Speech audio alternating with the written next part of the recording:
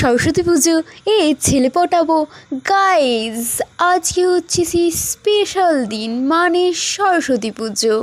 আজকে যাবো আমি কলেজ ছেলে পটাতে। Here is my outfit. দুজনে মিলে একটু ঢং করছিলাম, মানে রিলস করছিলাম। বাড়ি থেকে বেরিয়ে গেছি, নালে মা লাদ মেরে বের করতো। যা দেরি করেছি। আগে আছে সুন্দর সুন্দর রমণীরা। হেই হেই মিস, আপনি কি আমার পরের মুভির হিরোইন হবেন? বলুন না মিস, আপনি এত সুন্দর। বাসে উঠে বুঝতে পারলাম আমাদের কাছে কোনো রকম টাকা নেই, তাই কন্ডাক্টরের সাথে আমার দিদি একটা ফটো তুলে সেটেলমেন্ট করলো।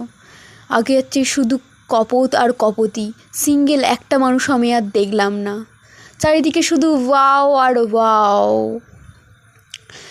এদিকে একটু আমি পেট পূজা করে নিচ্ছিলাম, কারণ পেটে না খাদ্য থাকলে আমি কখনোই ছেলে পটাতে পারবো না। পেট পূজা আগে, ছেলে পটানো পরে।